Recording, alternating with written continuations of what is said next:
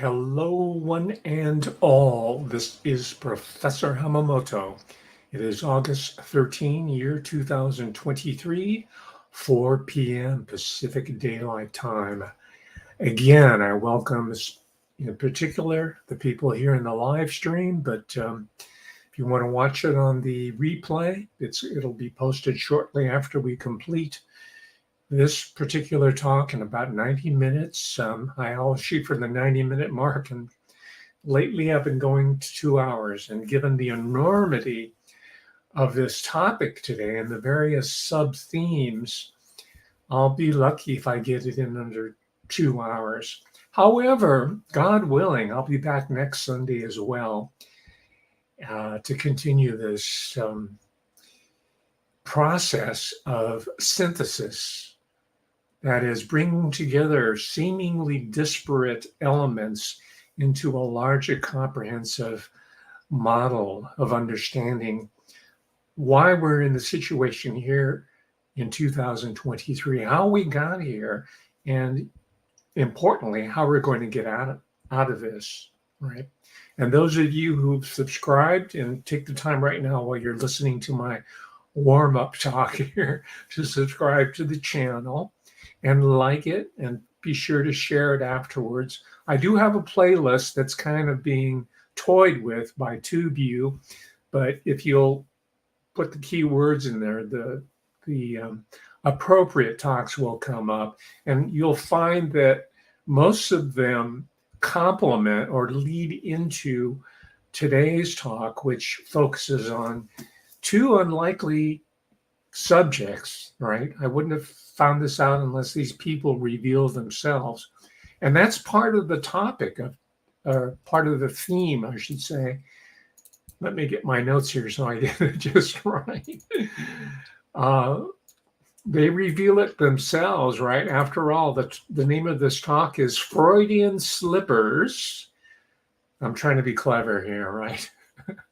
I'm not quite as clever as Dr. Freud or his sons, Clement Freud and Lucian Freud and Stephen Freud and the grandchildren. We're going to get to them. There's a whole rotten tree, and it comes right of Central Europe, right out of there, right? And that's important. The geopolitics of this, the cultural connections that go back centuries, all right? And I have verification, and the information is beginning to mount, both empirical, historical, anthropological, as well as aesthetic information, such as fiction that's coming to the fore that fits into this thesis, all right? And I'm telling you this because I'm not one of those people who, you only got one hammer, everything's a nail, right? When you only got one, let's say you're a Marxist, you're a Gramscian, or you're a liberal Democrat, or whatever, whatever philosophical tradition, or you're, Roman Catholic, whatever. And you look through the world only wielding that hammer, you deal with it, then everything looks like a nail. No. If I'm wrong, if I stand to be corrected, I'll accept that. But I am asserting the reality that this information is coming together, and I am synthesizing it here for you, right? Or not for you, really, it's along with you. You are part of the process. I have a quality audience, the one that I've always dreamt about having in my classrooms at the university, right? But, they're 18 or 19 years old. They haven't really experienced life in the way that older people have. And that's not a knock against them. I have the greatest hope for them. That's why I invested my professional development in teaching. And my confidence and my hopes for the upcoming generation is also being confirmed left and right. And I think it's, sadly enough, it's because of the crisis that they were put through over the past 2.5 years. spending their senior or their junior years in doing quote unquote remote learning because of some psychological operation that was rolled out by the pentagram. Oh, I'm sorry, the Pentagon. that was not a that was not a case of Freudian slippage there. That was intentional wordplay, because I like to be clever, or at least I like to imagine I'm really clever, just like Dr. Freud. He liked to imagine he was clever. He was so clever that he almost single-handedly ruined modern civilization. Unfortunately, he's pretty much passé. That's the good news. The bad news is that the neuroscientists have filled that vacuum, right? Check some of my previous talks. I go in on them a lot. All right, so far as younger generation is concerned, there was an 18-year-old freshman last year who, by his lonesome with the Sanford Daily, which is an independent student-run newspaper, and they're still pretty good, by the way. It's one of and they won the Polk Award, Polk, for journalistic excellence. I think it's the only university paper that's ever done that. And he was this guy, I forgot his name, Tom. I'd like to have him on the show. He's a sophomore now at Stanford down the way here. But I just mentioned him because of his investigative research. He was able to, along with his team, in support of the people who were the future journalists, right? They're going to be the people in CNN and even the so-called indie journalists and the retread clowns, the retreaded comedians, like Joe Rogan and Crowder. He's brought Alex Jones into the field. So now it'll be a whole gangbang of a bunch of comedians, right? And that works apparently because it's got 5 million subscribers on BoobTube or YouTube or TubeU, right? And same with Rogan, because there's a lot of young men out there who lack testosterone and are lazy, right? Just plain lazy. They don't want to put the work in. They don't want to do jujitsu. They don't want to watch it on YouTube. They don't want to train. They don't want to do stand-up. They'll watch Loudmouth Crowder and all his team of ass clowns that are around him.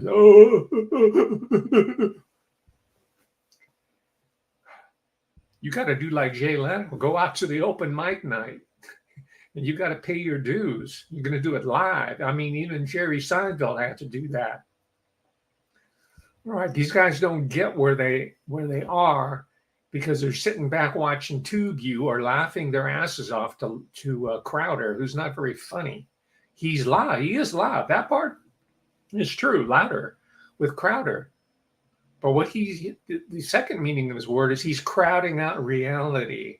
All right. So if you're one of them, and I doubt it, you're watching, please leave now. Exit at the rear. So that's what I mean by quality audience. 5 million versus 11,000 subscribers here on the hotly surveilled. I think they watch me in real time because YouTube and all these business people like Netflix, I'm going to go in on the history of Netflix pretty soon because of what I found in today's talk about Reed Hastings Jr. and how he's related to the whole Freud legacy. And it makes sense. What is Netflix all about? It's about live streaming a false reality straight into your mind. And that model is failing. I'm full of good news today, ladies and gentlemen. It is Sunday. Yeah, we're gonna go to church today. And I'm talking like this because I'm expecting a new biography, the first one in about 30 years, a new one, a comprehensive one on the great Martin Luther King Jr. Yeah, I know you heard all the propaganda. You think this is not what I'm talking about. I'm talking about the truth now, not the FBI stuff. I think even the Irish journalist, so-called, I think Anthony Summers is now a suspect about what he wrote about King. And a lot of people who he trusted betrayed him. It's like right out of the Bible. It's Judas, man. people in his immediate group setting him up. So we're going to take a second look. So I'm expecting that book. I'm really excited about it. As I tell you, the threads are coming together. Let me just briefly, before I go on, introduce you to another find that is pertinent to today's talk. And I thank all my supportive Patreonistas for allowing me to buy these books. They ain't cheap. You know, the retailer that ate the world gives a little bit of a discount off the $35 retail price, right? To entice you, to keep you in. They need that membership in Prime, right? But I got to thank you again, Patreon people. I haven't read it yet, but I have it. When I read the blurb on, it's called The Book of Jacob. It's by an author I don't know. It's translated in English. Her name is Olga Turkashuk. I'm mispronouncing it. I'll get it right. I'm going to have to look her up on YouTube to see how it's pronounced correctly. Oh, how did I forget? She won the Nobel Prize in Literature. We're going to talk about literature today, not the boring literature that you were taught in junior high and high school and at university. I'm talking about the literature, which is the subterranean self-consciousness of the imperial bloodlines that run the world for the past several centuries. Some may say all the way back to Sumeria, because as they identify with those dynasties, right, to present. Anyway, she won the Nobel Prize and the International Booker Prize. That's the British equivalent of the Pulitzer Prize. And she lives in Poland, so it doesn't sound like a Polish name. It sounds like, well, I'm not going to guess. I have to look up look her up. But anyway, let me just get to the heart of the matter. You know what this is? It's a fictionalized take, her interpretation. I don't know if it's correct or if it's affirmative or what, but I'm going to read it. It's a huge book. Probably, I'd say about maybe 700 pages. Maybe I'm estimating because it's the numbering, the pagination is kind of weird. But let me just read this here because this helps explain these characters like Sigmund Freud in the Bernays family, his wife Martha Bernays, and that Bernays family name bloodline might be familiar to you because that spawned eventually Edward Bernays, who you think you know all that. You heard all propaganda. Okay, I don't need to watch this talk. I know it.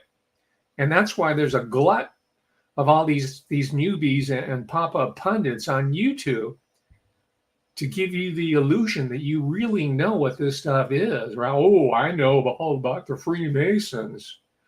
Oh, yeah, I know about Project Bluebeam and UFOs. I don't know. I've been there. I've done that. Well, if that's what you think, make your comment and leave.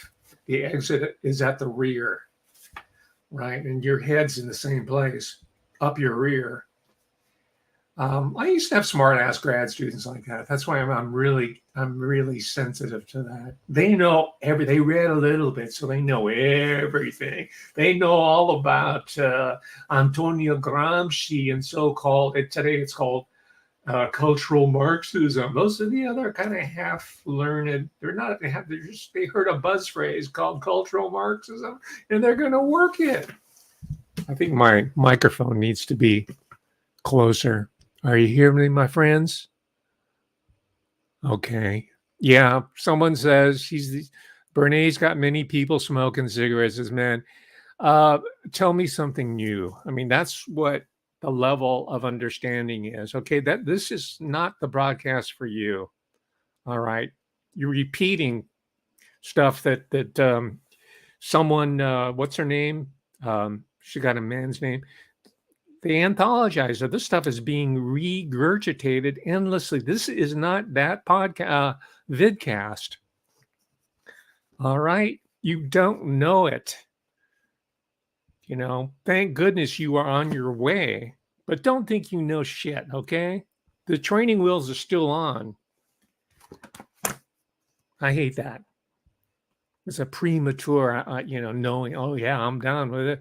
No, this is why we're in trouble. You watch Lauder with Crowder, you watch Ben Shapiro, you watch Alex Jones, you watch Minnie Mouse, what's her name, the one that used to work for Alex Jones, all these characters, all these newbies who don't have a background, don't have any training, and they just regurgitate each other's material. And that's the giant echo chamber I'm trying to overcome. All right, enough of my frustration. Let me just tell you what Nobel Prize for Literature people are onto. And this will make you newbies happy. But you're going to have to read the book. You're not going to have to just say, oh, yeah, I know about Jacob Frank. I read about it on Wikipedia. I know about Frankism. I know about the Sabbateans because I heard it on some YouTube channel. All right. It's a good start. It's a good start. But Wikipedia is not the end all and be all of human knowledge. This is what Jimmy Wales and his operators hoped that you would believe. Just like all the operators behind TubeView and Netflix hope that your inherently expansive imagination and infinite intellectual and creative capacity would be artificially limited by these constant streams of partial information and maybe a little bit of knowledge. All right. Enough preaching. Let me just read the blurb very quickly and I'll move on because I've set myself a time limit here. This is in the flap here. In the mid-19th century, as a new unrest begins to sweep Europe, a young Jew of mysterious origins arrives in a village in Poland, visited by what seems to be ecstatic experiences.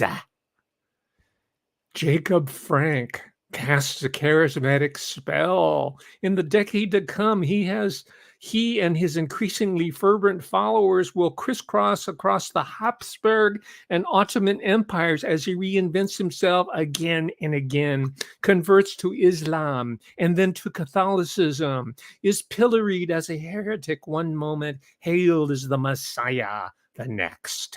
All amid rumors of his sect's secret rituals and radical beliefs. Sound familiar? That sounds very contemporary. We're talking Nobel Prize for Literature, baby. We are on the right track. Professor Hamamoto's on the right track. I wouldn't do this to lead you astray. I wouldn't do this for just to distract you like these other people. I don't do it for clickbait. If I was clickbaiting you, I would have more than 11,700 subscribers. Those people who have subscribed here have invested in themselves to deepen knowledge that they might have acquired elsewhere.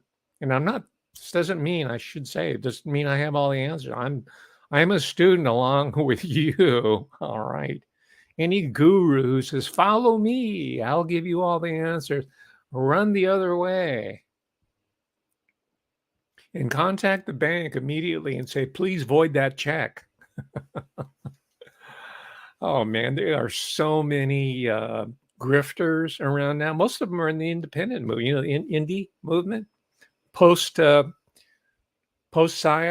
PSYOP. I'm not going to mention the name because I want this to beat the algorithm. I want this talk to beat or the live censors. Like I told you, the YouTube big boys are watching me in real time, and they already warned me that I might be violating community standards. But at the same time, they want to know what's going on in my head so they can anticipate and use PSYOP. And they want to see the degree to which we, both of us, have begun to suss it out. And we have sussed it out, if I could use that term.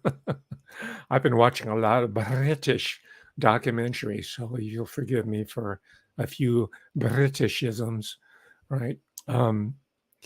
Or should I say House of Habsburg? Right, because that's what she's on, the author, Habsburg and Ottoman empires. Oh, yeah, the Donne. And how does that figure in with today's talk about Troyes? Because he comes from that milieu. You're right with me. But for those of you who don't quite get the connection, I'm spelling it out for you. Herr Professor Sigmund Freud comes right out of that milieu. In fact, he comes from a long line, probably same with the Bernays bloodline, probably comes from a long line of rabbis. But like a lot of those people who were influenced by Sabbateanism, Frankinism, and Jakob Frank, the cult, and we're seeing a lot of these going on with the grifters today, who are filling in a lot of the yearning, the need for truth in the post-COVID world, right? It's a time of confusion and chaos, right? Most of it engineered, right? Freud and his bloodline, and he wasn't the only one. There was a huge scene in little tiny Vienna. Imagine that. At the time of Freud, Vienna had only 1.5 million people, but it sure did generate incredible intellectuals, and they spread them all over the world, from physics to psychoanalysis and everywhere in between, and not to mention the arts, music, the plastic, everything. Now, if I had my dream, where would I want to be reborn to, or where do I wish I grew up? I wish I was, had been planted down in 1910 Vienna, Austria. Right. I'd make sure I would have left before 1933, however, which is one of the reasons why Clement Freud and his older brother Lucien and their father Sigmund Freud, Herr Doctor. By the way, he was always referred to even after, and he wasn't really in academia. He was making, this is what I found out reading more about. He was mostly spending 7-8 hours a day doing analysis, 50-minute hour. It's just amazing he was able to get so much writing done and thinking. But he was a deep listener. Apparently, he had a really great sense of humor. He was, you see all the pictures of this staid, stern Viennese gentleman, right? But that was the photographic convention of people around the world. You look at photos from Japan, China, wherever. People took themselves seriously and they took others seriously. They didn't look like goofballs. The whole cheese, that's an American invention. I would have to take the blame, right? Smiling in every photograph like you have something to be happy about. Right? If you're happy all the time, you're living in some kind of fascist psycho Disneyland, or you're streaming Netflix and Spotify all the time, right? You've got a streamed, not a stream of consciousness, but a streamed consciousness. You like that witticism? Oh, I'm so clever. I could hang with the Viennese boys. I could hang with them. Please teleport me back to 1910. Of course, I wouldn't be a Vietnamese. I'm sorry, I almost said Vietnamese. I wouldn't be a Viennese gentleman. I'd be working at a Chinese restaurant scrubbing pots. So believe me, I do not, for one moment, think that I'm part of this milieu. I'm ghetto, just like you, right? Just like Samuel L. Jackson, the actor.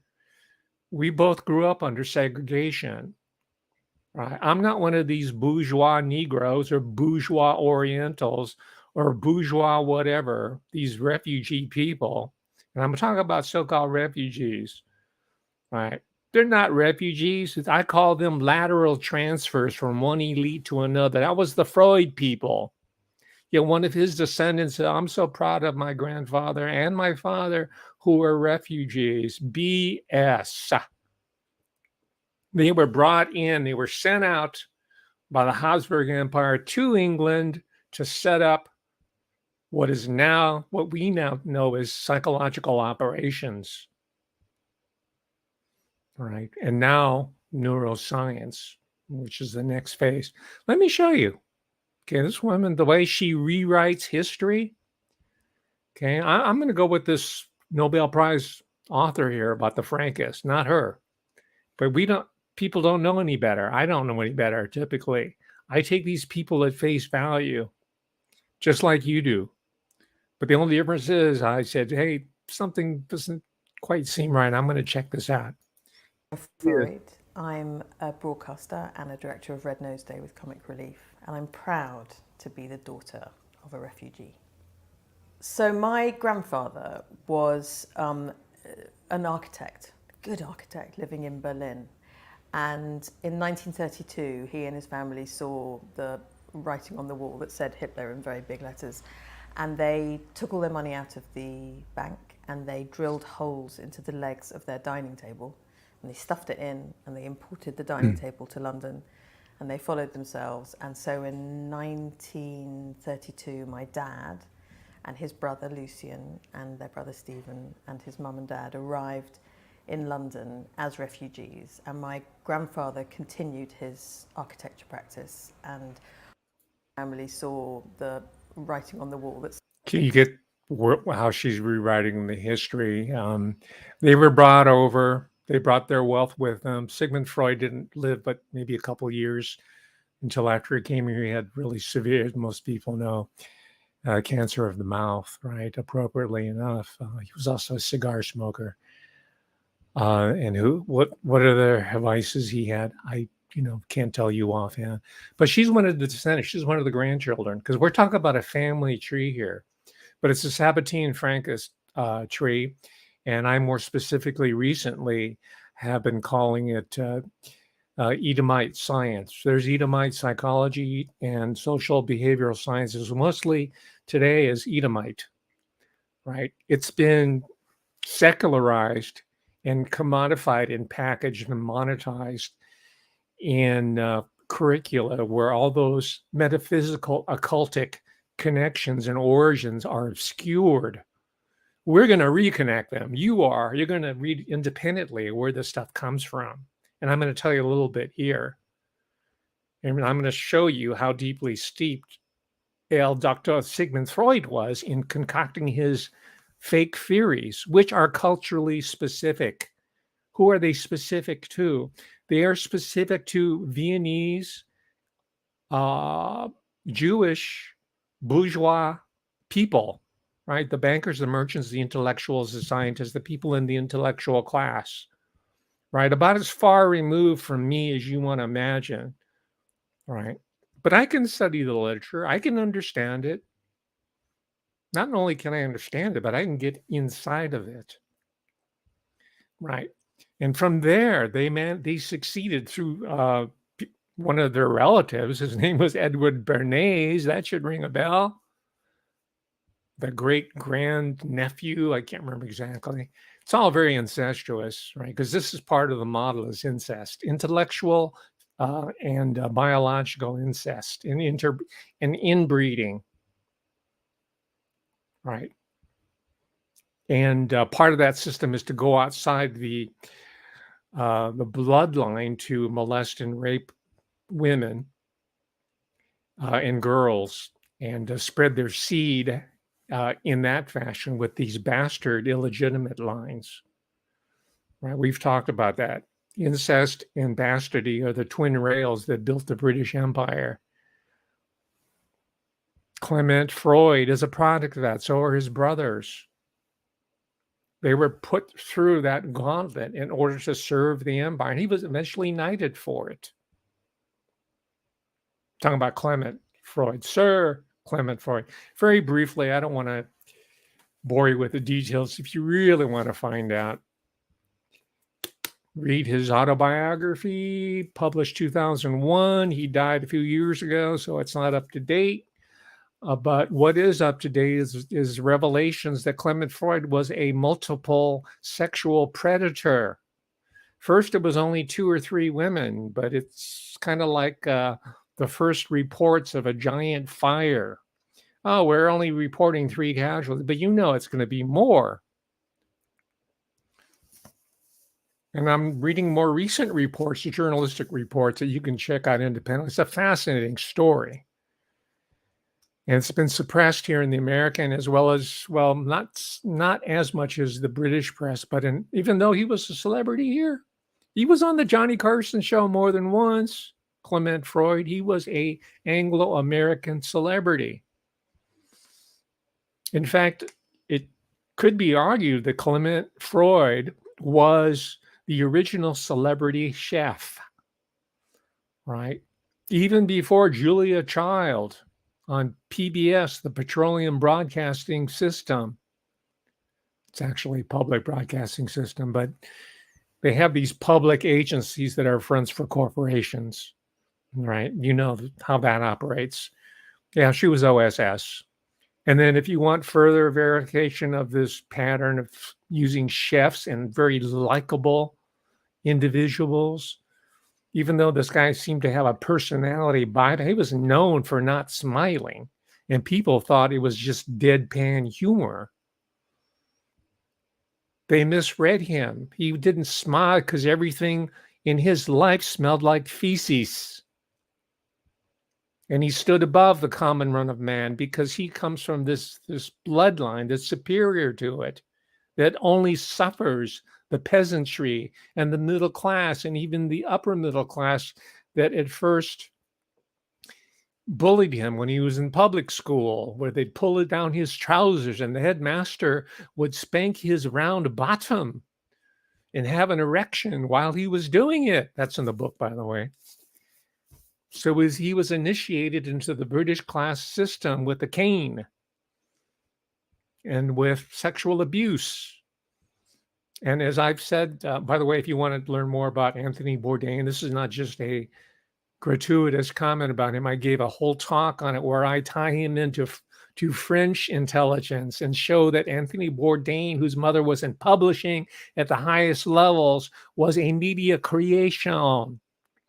And he too, through the upper level 5-star world that you and I will have our noses pressed up against and saying, please, sir, another bowl of gruel. Don't you love Dickens? Dickens was all about children who were being abused and abducted and enslaved. No wonder he was so popular in Victorian England, because he was the popular culture's spokesperson for this type of exploitation that was being presented as pure entertainment.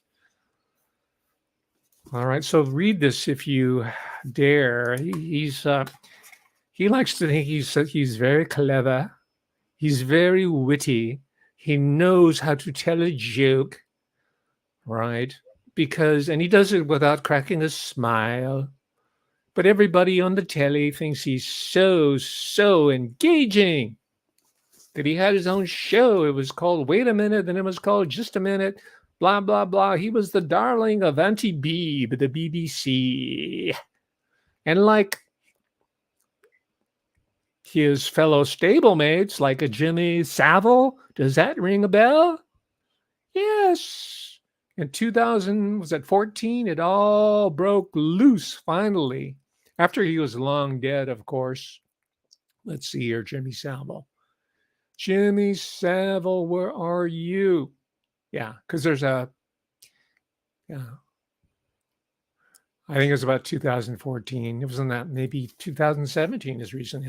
I might be off a couple of years, but this was after he was dead, and the news about Sir Clement Freud didn't break until he was dead, right? So we're not going to really know the true story about what's going on in the White House or in Colorama until these characters have passed on, right? Which direction they're going to, that's not my call. Also, I'm going to say it's probably going to be pretty warm with all the death count and all that stuff and all their little shenanigans, which are rooted in these sexual predatory behaviors. You seeing a pattern here? But I didn't complete my thought. This is the quickie version of it. That type of sexual predatory behavior is intrinsic to modern empire building. right? It's called capitalism. It's called socialism. It's called communism. It's called liberal democracy because it all comes from the same pool. Do you understand? They give it different tags and they have different actors who are set up to perform certain roles, but it comes out of the same cesspit. Yeah. That's why we're continually frustrated. Well, if we only vote in Orange Man, or why don't we bring a Kennedy in? Or why don't we vote for the Independent Party, Professor, what's his name? God, I saw him at a demonstration in D.C. I think he's from Sacramento, too. The name will come to me, but I was watching him on TV. Cornel West. Professor Cornel West. He's now at the Union Theological Seminary. I might go for him because at least he explicitly professes Christian values, even though he's a leftist socialist, right? But he's for working. I'm not campaigning for him. He's for working, at least he says so, for working people, the working class, the ordinary Joe in America. Now, he never explicitly name checks Asian Americans. For some reason, amongst the progressive people of the left, the Asian American, us Orientals, we're left off. Because you know what? We not white, but we're doing okay. So that kind of ruins our whole story about systemic racism. The reason why Black people are down, as I mentioned in previous talks, is because of the Black bourgeoisie. It ain't because of the white people. It's the Black bourgeoisie in collaboration with the Rockefellers and the Morgans and whoever else is out there that keep that population in check. Is an example to us, in addition to being a profit center, of their illicit economy based on trafficking in drugs, right? The old East Asia company model is still alive and well. Now they have something called Big Pharma, right? Like Purdue Pharma. Remember, the opioid crisis? Don't blame it on the Chi-Coms. Let's look closer to home. Look at Purdue Pharma and their OxyContin. All right? I'm not going to be scapegoated by all the demagogues of both the liberal end. At least the leftists don't do that because of their political, and the conservative end, your Alex Jones type, the Chi-Com. Is he on the payroll of Israel or something? But I'm not going down with that. I'm not going to be putting in no internment camp. That shit not going to go down with me. I grew up in segregation. Just like Samuel L. Jackson and many other celebs. They don't want to talk about it because they don't want to upset, their patronage. Like they're living large out in Maui. I'm talking about Oprah Winfrey. She grew up in segregation. Now she's like one of their mascots living out there while they're scouring Lahaina. That's how it's pronounced, by the way, Lahaina.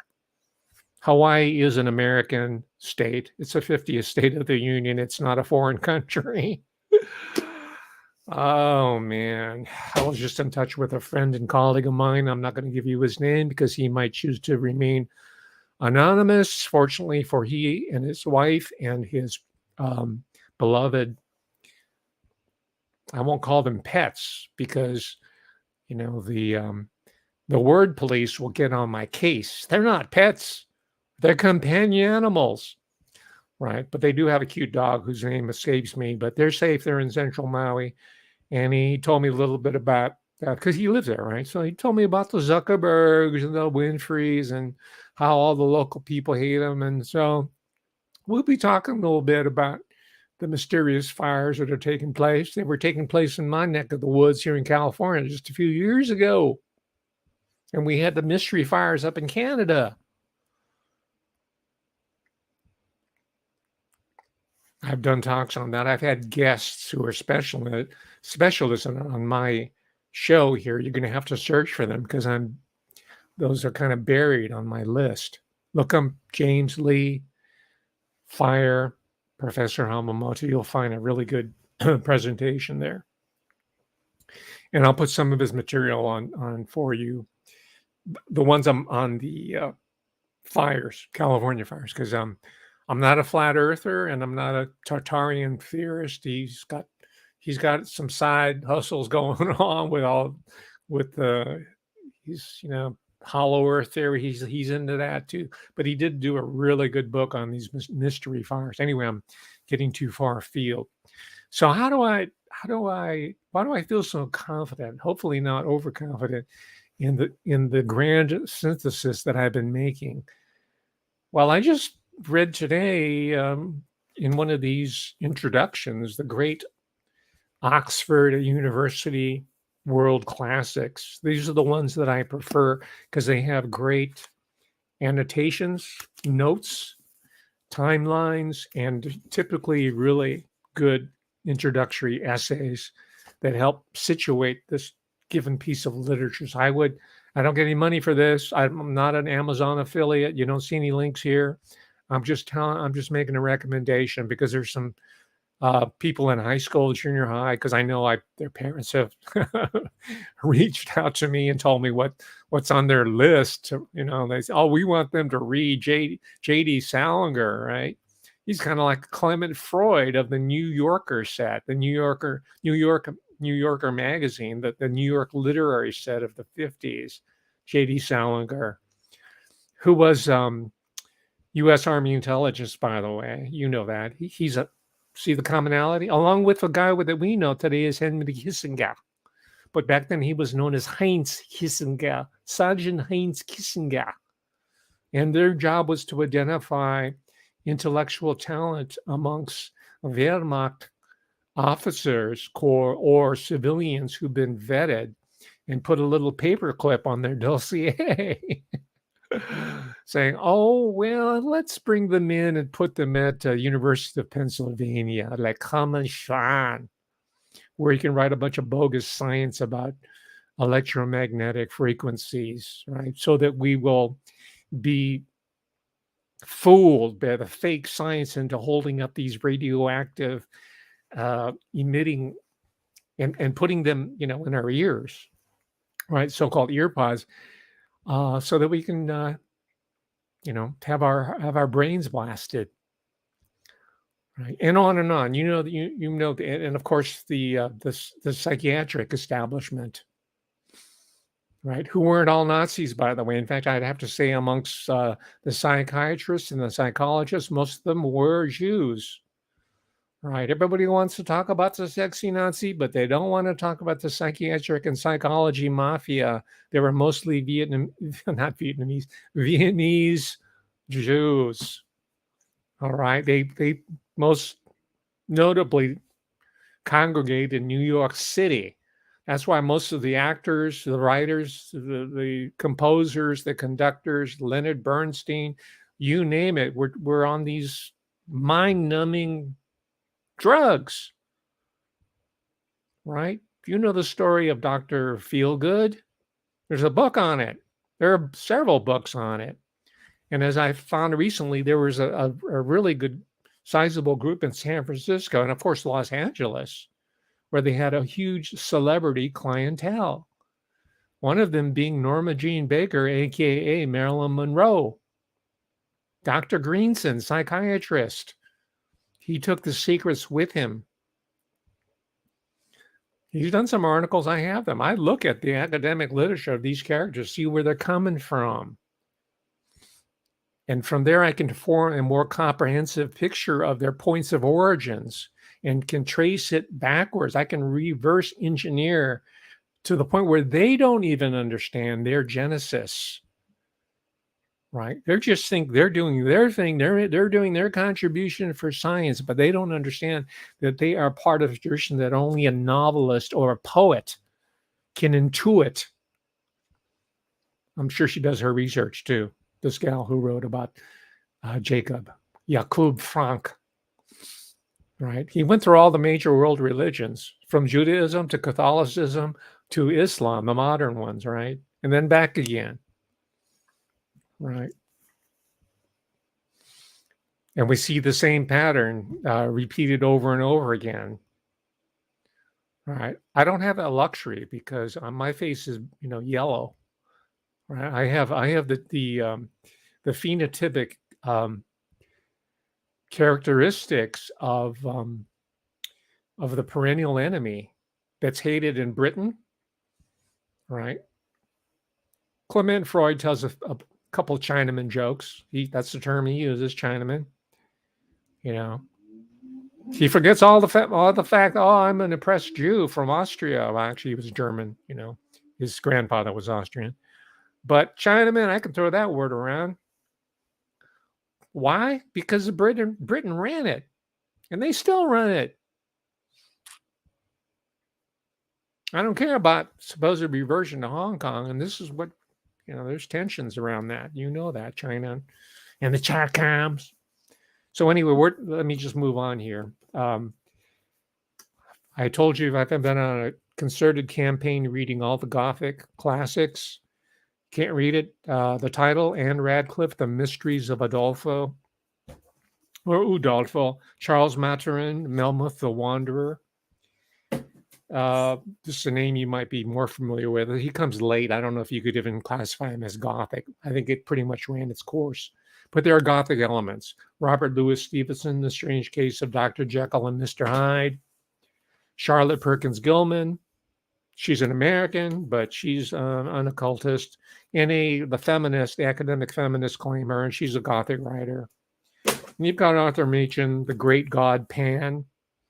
Right? Pan is their god. Jesus is not their God. They are for the pagan gods, right? Yahweh is not even their God. Freud's comes from a family of rabbis. What he did is to turn away from God and Judaism and the God of Ibrahim or Abraham and concocted an atheistic framework that he was going to, him and his colleagues and his supporters, mostly wealthy capitalists, we're going to use in order to conquer first the spirit, degrade the spirit and the intellect of the human population so they can take their shit, their land, their products, their industry, their homelands. But first you have to mind fuck them. And in their case, they do it anally as well in order to join their club. Right? The Great God Pan short story, Anne Radcliffe, the Italian, right? Horace Walpole, who later became a prime minister, by the way. This is back in the day when all them scum at the top were literate. They were men of letters. They wrote. They were not like Sleepy Joe Biden. I don't even think he reads newspapers. The Castle of Otranto, yeah, another classic. And The Monk, Matthew Lewis. I can go on and on, but this is just stuff I pulled off my shelf, off random and prepping for this course or this talk here. Algernon Blackwood, Ancient Sorceries and Other Story. I love it. I love to read this stuff. And it's multi-generational. I told you this is a joint effort because people who are my patrons have told me, hey, Professor, I just found out my son is being told to read Angela Carter, and this is what I found out. Oh my God. So I got to read this. Just like I was turned on to V.C. Andrews, of all people, by someone says, what you've been talking about, I read when I was 10 years old. Later, I got back. I said, what are you doing reading this? A 10-year-old? This is not appropriate for a 10-year-old. She said, oh no, all my girlfriends were reading. We were passing around Flowers in the Attic. Right. So like I said, it is a joint effort, and not to belabor the point, Angela Carter, I have to read this. It's called The Passion of the New Eve. Bought it used because it's out of print. She's like an icon in academic feminism, which is synonymous with lesbianism, which I kind of understand now. The whole GLBTQ, lesbian, post-human, anti-human agenda being propounded mostly by women who are of a Sabbatean Frankist background. They're the Edomite literary theorists who are in endowed chairs at Yale or at USC or University of California. right? In other places, they're all Edomites, not coincidentally. But I can understand why they have a big boner against men, because of their male counterparts are these sexual predators on a high level, like Clement Freud. So if I was being preyed upon by scum like him and Cyril Smith, a member of parliament in Rochdale, I'll get to him in a moment if I can have the time, and buddies with Jimmy Savile, that's probably all you know, because his name was kind of thrown out there just like Epstein. So that, oh yeah, I got that. I understand the whole complex now. Yeah. Epstein. Right. So I have to read this, The Bloody Chamber, Angela Carter's 75th anniversary. It's got a decal edge, right? Which is like a real book. It's got a wolf on the top of Wolfen, the lupine. And then there's even a biography about her. I'm really anxious about this. It's called The Invention of Angela Carter. So the beat goes on, the nasty beat. And that's the literary establishment of the present day and the past, especially with increased intensity of during the post-war period. After World War II, that post-war period. A little bit before it might have been more of a gentleman's game, the publishers, but you've heard about Mockingbird Media, right? But the publishing industry, starting then and continuing today, British and American, and I'm sure France and Germany, it's the same thing. And Japan, it's the commercial literature and the pop literature and the comics, the manga, and all that are handled very, very tightly, monitored and handled and distributed. And new talent is brought in on a selective basis because their primary objective is to maintain power in these total states. All right.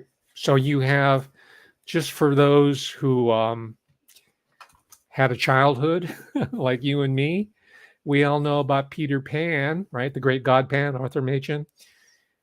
Peter Pantsless is more like it. We saw the special every holiday with Mary Martin in tights. She's a woman. She's a girl.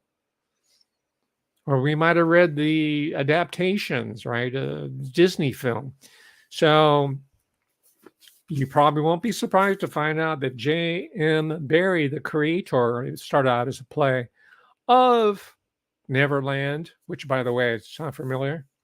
It's no accident that Michael Jackson called his little playground for chillins up there north of L.A. He called it Neverland. It was like a mini Disneyland, right? He's a little boy that never grew up, because that's what these guys are into. They're into little boys that don't grow up.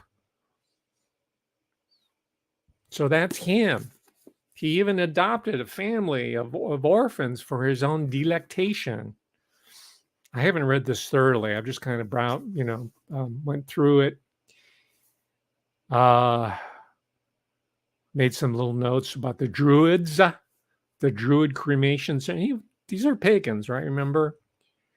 George du Maurier, which is his best friend. George du Maurier was the guy that wrote Trilby. It's a hat, the Trilby hat that you see in the British films of the 1920s and 30s. It's kind of gone out of style, but you would see it in those old vintage, even Hollywood films. It became an international style, the Trilby, but it was based on this character that George du Maurier crafted. Now, who was George du Maurier? He was the lover of, because bisexuality and homosexuality is rife within this class, the ruling class of men and women of letters and their handlers, and Clement Freud, the celebrity chef, right? He was known affectionately as Kiki by J.M. Barrie, who, by the way, stood only 5 feet tall.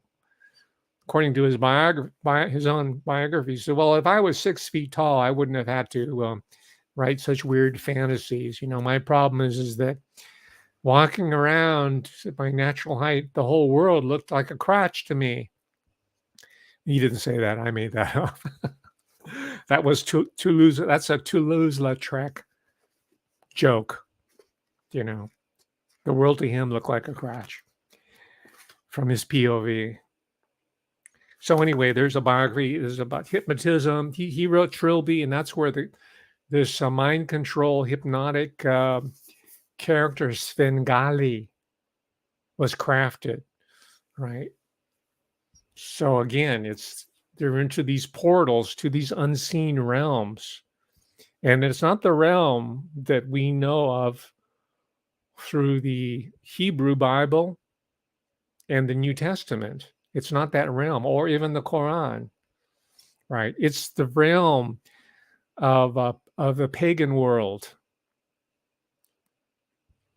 right? Broadly defined. We can be more specific on it. Druidic, if you want, right? Which, by the way, is the most popular form of quote unquote spirituality here in America.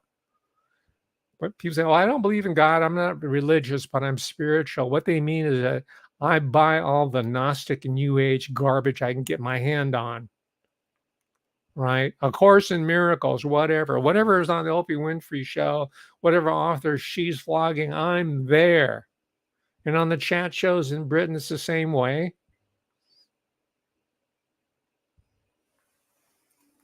So that was his world. I'm just giving you the background of Clement Freud. He grew up with this material, and one of his incestuous victims was Daphne du Maurier, right? She wrote Rebecca, later adapted into a film by the great Alfred Hitchcock.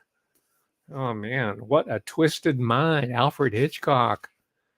Right, you're probably of the same generation as I, who thought he was just some weird character on a TV show called Alfred Hitchcock Presents. But as I later found out, he had a whole long, illustrious MI5, MI6 film history. And that's how he was revered with the new generation of American filmmakers like George Lucas and Martin Scorsese and anybody who went to film school. It's Hitchcock, maybe even Spike Lee, who, by the way, is a member in good standing as aforementioned black bourgeoisie. You dig? He didn't get to make the film X, which is the biopic on Malcolm X, Malcolm Little. He was known as Detroit Red because he was a pimpalicious dude up in Detroit, and his hair had a reddish tint to it. Malcolm Little, right? But I was watching a talk that Spike Lee was given to the inauguration of a new museum. There was once the Audubon Ballroom where Malcolm X was set up and murdered. This is all around the same time of the murder of Martin Luther King Jr., Malcolm X, John F. Kennedy, Robert Kennedy, right? This was shooting time. This is what I was seeing on the news and hearing my parents talk about and reading in the Los Angeles Times about regularly. That was my childhood. It's surprising that I came out so normal as I did. Because you can see I'm perfectly sane. I'm normal. I'm a normie. Fritz Lang, yeah, remember Peter Lorre? He was another one of those Berlin actors of Weimar Republic that came to Hollywood. That's on American film. That's Sabbatine Frankist film. That's Weimar on the Pacific. That's decadent, unbridled, pedophilic, child slavery, prostitution, Weimar Republic culture that settled in Hollywood. Only now is it being rooted out. Do you understand? Because people like me, who, by the way, taught 1 year at the University of California, Los Angeles School of Film, Television, and Theater. That's me. I taught there in the year when all hell broke loose in Los Angeles after the Rodney King riots. 1992, spring, or Korean immigrants refer to it as saigu, giving the date of it. So this is where all this comes from. It's in the literature. These are the messages that are sent out. And that's part of this title. It's called Revelation of the Method. And those of you who saw the great interview with Michael Hoffman II, the one I conducted, is not great because of me. It's because Michael Hoffman came on as a guest and we had a great conversation. Because I understand his work, and he's one of the top intellectuals of contemporary America. You've got to read his work. All right. Most of you only know it from hearing him name check or the phrases being uttered on some stupid newbie YouTube channel. Right. They say, oh yeah, revelation of the method. I got that. I know it. But no, you don't got it. You got to read Secret Societies and Psychological Warfare, published in 2001. And then more recently, you got to read Adolf Hitler, Enemy of the German People, 2019. This is some heavy intellectual who never taught in the academic world. And if I cited him in my papers, academic papers, they'd say, oh, you can't do that. He's a journalist. Or he's a wacko. He's crazy. Right? There's that wall there that I wanted to break down. I wanted to rip down that barrier. And I almost got it down. Because you know what? YouTube, ironically, YouTube made it possible. I've finally become a public intellectual like Professor Cornel West, right? The independent party candidate for the president of the United States, Professor Cornel West. He taught at Princeton. I never taught at Princeton. He taught at Harvard. I never taught at Harvard. I gave a talk at the Harvard Law School. But I never taught there. He got chased out of both places, by the way, because he's basically a bullshit artist. I've read his books. They're very, very weird. I wouldn't call them journalism. So now he's where he's at. Supposed to be Union Theological Seminary. That's Dr. Cornel West out of Sacktown, I believe, if I'm not mistaken. Right here in Oak, it's called Oak Park, right? Right, not far from me. It's called the ghetto, right? If we was living in back in the 50s, that's where Orientals like me would be living cheek by jowl with the Mexicans and the Negroes in Oak Park. Right? That's my background. I'm not one of these bourgeois Asians like Matthew Liao, who's at New York University. He's supposedly a bioethicist who's telling us we need to take vaccines so that we'll have an allergic reaction to meat. Right? That guy. And by the way, thanks to my Patreon people, I bought his book. It's expensive. It's almost $60. I think it's more with postage. It's in transit now because I want to see where he's coming from. I think he's, again, one of these guys who was buggered. He was initiated through the knighthood process. Right? It goes back centuries. It goes back at least as far as the Knights Templar. And I'm not an expert, but I've read a lot of the literature, the history of Clan Sinclair, Henry Sinclair, who, by the way, was running around North America, what is now Canada and the United States. He was running around there long before Cristoforo Colombo or Cristobal Colon, or as we know, Christopher Columbus, right? They were into buggery. It's a military thing. It's a night thing, right? The masculine marine, homoeroticism in the U.S. Marine Corps. This guy Stephen Zeeland has written 3 or 4 books on the gay military, right? You look at General Milley of the Pentagon up there, who's like destroying our society on behalf of NATO. Is that a normal heterosexual male? I don't think so. Some of these other characters too, but he's the one that you probably are most familiar with. Yeah, buggery. That's the name of the game. Okay, let me move on. So by the way, revelation of the method has made it from Michael Hoffman II into the Urban Dictionary. You can find, just put in there revelation, and this is what their definition of it's perfect. If you want a nutshell definition here, it says confessing the truth about an information or about information, whether asserted true or actually false, or asserted false and actually true. To mock the person believing it, who is now solely responsible. It's kind of a put down, right? Takes the form of hiding in plain sight, ridicule, irony, sarcasm, right? So take it however you want. It's in the language now, baby. It's in the Urban Dictionary, the phrase revelation of the method. And this is what Freud and the legatees, Clement Freud and Lucian Freud, or Lucifer Freud, he's the painter, the older brother painter. We won't delve that deeply into him, but that mother was really twisted. Clement Freud, now we know, was a serial sexual predator. Lucian Freud is not that far behind. I don't know how many women he raped, but I think he fathered, at last count, something like 14 children. Married multiple times. That in itself is not a fault, but just a twisted guy that comes right out of the Jakub Frank, Central European, Ottoman, Frankist milieu that traveled across through Central Europe.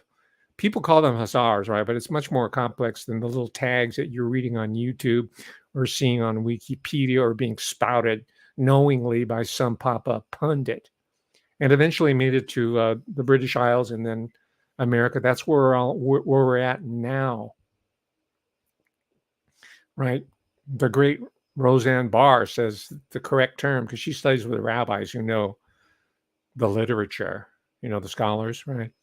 She uses the phrase Irav Rav. Irev Rav, I'm sorry for my accent, right? So I'm reading up on, I don't read Hebrew, but I'm looking at some of the literature. I'm reading about the Edomites and what is out there in the scholar literature. And it's there. It is there. So we need to start digging further in that line to find out how deep and where the roots come from, right? And we're going to have to say, okay, that's good for your people, but not for my people. I'm an Oriental. This is why they don't put us on the media, because we are impervious to being mind fucked by this Edomite mind. It's called a Jedi mind trick. I call it the Edomite mind trick, right? That's why we're portrayed as inscrutable Orientals from the East, the Dr. Fu Manchu, right? Played by Peter Sellers, Christopher Lee, all those wankas, all them bloody wankas. Right. And that's why you hear the Chi-Com propaganda, because that's meant as a smokescreen to hide where this is really coming from, where it's manufactured. All right. And you don't think that the Chinese at the highest levels don't understand that? They understand. They get it. Right. They had the Yale Skull and Bones come in to try to take over their country. And they saw them bringing Mao Zedong to power. And also, so they can hedge their bets, they brought, Jiang Jieshi, any number of feudal landlords. This is how they played it in Southern Africa, Latin America, you name it. It's an old formula, recognize it. And this is, hopefully you recognize this is what's going on here in America, the United States of America. So to continue, and hopefully this helps you contextualize the whole Jeffrey Epstein or Epstein and Ghislaine Maxwell situation. As important as it is, I'm with the great author Kirby Summers, with her in the sense that that's just the tip of the iceberg. They're just kind of thrown out there for our little delectation and thinking that, oh yeah, I know all about Ghislaine Maxwell. I've heard about Jeffrey Epstein. Oh, he's such a freak. Oh yeah, I know about that list on air, on the plane and their island, and yeah, so I got that. Okay, now the problem doesn't exist for me anymore because I understand it. because Whitney Webb put it in the 2-volume book that she lifted all that material from other people came before her. So I got that. I got it. No, you don't got nothing. And you will get reamed out because you don't know nothing and you think you do. All right. Every time myself, I fall prey to that myself. Every time I think I got a handle on something, I get a boot up my butt. You understand? It's a wake up call. Say, hey, you got a long way to go. You need to learn some more stuff, and you need to put together. But this is a work in progress when I'm giving here. But you have to admit it seems to be coming together, right? All the different threads. You might have to watch this a second time because I know I'm kind of all over the place. Before we continue, just to show you, and this is something I learned recently, how the whole history of British letters, the epic poems, the fiction, both classic and modern and postmodern fiction, is rooted in this whole imperial imagination. Going overseas and fighting what they call the Red Indians and vanquishing them, taking their land. By the way, I hear the Cherokee Nation of North Carolina, it's a nation. It's not, they have nothing to do with the Bureau of Indian Affairs. And they're doing quite well, except what's holding them back is there's still some purposelessness in the nation, a lot of drug addiction, a lot of prostitution going on there, and a lot of domestic violence and all. And they have all the income that they would ever need. Right. So something tells me there's a spiritual core that's missing. Anyway, that's another talk. So people like Mary Shelley, who's the putative author of Frankenstein or the modern Prometheus. That's a BS story, by the way. She does come from a literary family, the Wollstonecraft family. They're abolitionist and feminist early on, right? So I'm not taking that away from her, but she didn't have the background, the literacy, or the wherewithal to come up with because if you read Frankenstein, the modern Prometheus, it's not like a movie. It's not like a comic book.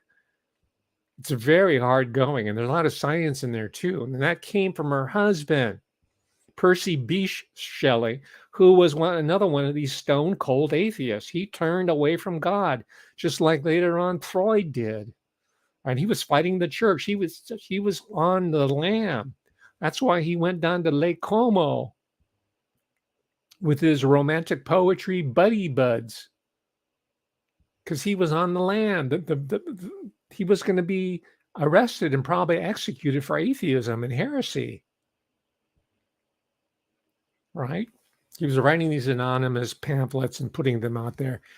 I don't know what he was possessed by the devil or whatever. No, I think it was his investigations in sciences, including the creation so-called artificial life, the Frankenstein creation, Dr. Victor Frankenstein. And his friend, by the way, John Polidori, Dr. John Polidori, medical doctor, who wrote The Vampire, right? These guys are totally into occult, Freudian. And by the way, Freud knew all this, all the one I showed you. He knew all those books. His imagination, I finally realized, is a Gothic imagination. And it's one of decay, of incest, of slavery, of damp dungeons and being chained and tortured and humiliated. And that's what the ruling elite, including those self-selected people in the academic world, the clergy, the military and corporations, especially in the Edomite public relations and advertising industry, are trying to impose on us here in 2023. But now, as you're following this talk, you know where it's coming from. You know who the enemy is, and you know the process, the historical process, and the sociology of it, its origin. So you have Percy Bysshe Shelley. I have to state this. This is something, like I said, I'm always getting my butt kicked with new knowledge. I didn't know this, but Lord Byron tried, this is a headline. I was going to show it here on my, my little graphics, but I didn't have the time to load it up. And this is from an academic source. It's JSTOR. They have all these academic journal articles that they kind of put out there in some kind of theme of the day or whatever it is. So I kind of follow the links if I see something interesting. And I came up with this article, an academic. I'll post this article, by the way, for my Patreon people, so you can give it to your son or daughter at university who's majoring in English, comparative literature, or science fiction. And say, hey, did you know that Lord Byron tried to buy a 12-year-old girl? That's in the headline, or that's the title of this article. When Lord Byron tried to buy a 12-year-old girl. So it's in the British tradition. It's in the English tradition, let's say, more specifically to that time, right? These are the Romantic poets that we were taught to worship, right? In freshman English or earlier in high school and junior high school. Oh, you don't know the poetry? Yeah, well, I always thought it was creepy. Just like when I was introduced to J.D. Salinger, this is kind of rapey sounding. It's kind of creepy. I have these kind of, I didn't even know what pedophilia was, but I felt this sort of unhealthy vibe going on here that he was communicating in this short stories, 9 stories, Raise High the Roof Beam, Franny and Zoe, not to mention Catcher in the Rye. It's very easy to read the complete works of J.D. Salinger because he was not very prolific. Why? Because he was an artificial creation. His experience in writing fiction was a little reports he wrote for Operation Paperclip. I read that material again, and you're going to go, oh, now I get it. And this is what kids today, even now, are being told that they should read if they want to get into a top university. You have to have this cultural literacy. This is what Edie Hirsch called a cultural, which I believe in, by the way. And I believe that you should read J.D. Salinger, but you should also know that he was a guy who would write MASH letters to 18-year, he's a grown man, 40s, write MASH letters to 18-year-old girls and invite them up to Vermont in a little home, do some gardening with them and become their lover. He was like a Clement Freud. I don't know if he was on that scale, but he was of that ilk. Are you seeing the pattern here? And this is what the Anglo-American, that is the British and the American, literary establishment encouraged. They have a few normies and healthy people in there mixed in, but most of the people in children's literature, or as we used to call it, kiddie lit, juvenile, the tweener literature, and I don't read it, so I don't know all the stuff that's being slid into the younger children in 2023, but definitely in popular literature and literary material, the reason why it's bizarre and kinky and it has this edge, it's so avant-garde, it's so shocking to our middle class sensibilities, is because these creeps exist in their little dung heap of privilege. And that includes Sir Clement Freud. I wonder if they're going to take his knighthood away like they did with his friend Jimmy Savile. You think I'm exaggerating about Sir Clement? Let's take a brief side trip to a report. Channel 4, Britain, or maybe it's ITV, I don't know. They're fairly credible sources, I would say. Sir Clement Freud, former Liberal MP, star of dog food adverts and the BBC radio show Just a Minute, has been accused of being a paedophile. An ITV investigation has revealed that he abused 2 young girls over decades. He died in 2009. Now his widow has apologised to his victims, saying she was shocked, saddened and deeply sorry for what he'd done. Paul McNamara has this report. He had a certain power over me, which I didn't understand, and because it was something new, and it was a man, and I was desperate for a father's love. So it's the first time, age 10, that a father figure comes into my life. Sir Clement Freud, chef, entertainer, politician, and now alleged child abuser. That's the claim by Sylvia Woosley in a documentary to be broadcast tonight on ITV's Exposure. A family friend of Freud who began being groomed, she says, aged just 10 in the south of France. He'd stroke me and he kissed me in the back of a bus on the mouth. It was all wet and it was horrible and I didn't like it. I was disgusted and helpless. Aged 14, her mother's marriage falling apart, Sylvia was sent to live with Freud in London, where she says grooming progressed to abuse. I just didn't react in any way because I couldn't. I didn't know what to do, and because my mother would have been angry, and because he was nice to me. And he was an adult, a grown-up, and I was a child. I went and bought some Aberdeen Angus beef. Sir Clement Freud's career would go through many incarnations. Celebrity chef, the famous face of a dog food, And of course it's and in right that if 1979 some of us win, elected MP for the Liberal some of us Party. are going to lose. His dour wit earned him a slot on the first episode of Radio 4's Just a Minute, and every episode until his death in 2009. A second woman who wishes to remain anonymous also claims that she was raped by Sir Clement Freud in 1978, aged 18. According to the founder of one abuse support charity, Clement Freud was a name they were aware of. Sadly, the name Clement Freud was already in my consciousness from past experiences of talking with people that had made allegations about him. Sir Clement Freud was married for nearly 5 decades to actress and theatre director Jill Freud. Last night she said, "This is a very sad day for me. I was married to Clement for 58 years and loved him dearly. I am shocked, deeply saddened and profoundly sorry for what has happened to these women. I sincerely hope they will now have some peace." and it is peace which Sylvia so desperately craves. I don't want to take this to my tomb. I would like to just return to the child I was before I was molested physically, before I was introduced to that side of life too early. Paul McNamara reporting. I've been getting away with it all.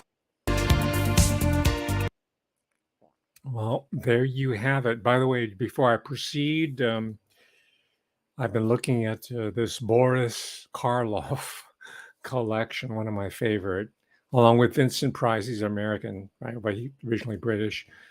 On the British side, Christopher Lee and who else? Scary people. But anyway, the point I was trying to make is that there's 5 different films here, and they're all about evil noblemen, nobility. 1939, The Tower of London. Basil Rathbone, that's a name you should know. Basil Rathbone and Boris Karloff star in this horrifying true tale of a ruthless king's rise to power with the help of his mad and murderous executioner. Right? Okay, we're talking about Revelation of the Madman. This is stuff we grew up with on reruns on television. And they were first run in, I guess, during war, even, Tower of London. The Climax, 1944. This is during war, too. His first color feature, Karloff is as a terrifying mad doctor. There's all these mad doctors and mad professors. We're seeing them now in 2020, and we've been told about these guys for decades, right? Anthony Fauci is not a one-off. Neither is Lieber over at Harvard. And there's tons of them who are still in operation at the University of California, at Stanford, University of California, San Francisco, Yale, all the Research One and the land grant institutions are still there. What about them? Right? You could roll up Anthony Fauci, but what about all the people that got the grants and knew exactly what they were doing to the detriment of their fellow human beings so that they could perhaps get a knighthood or get their own talk show, their chat show like Clement Freud? You know, who is going to be in American television? Who's going to be the first celebrity bioethicist?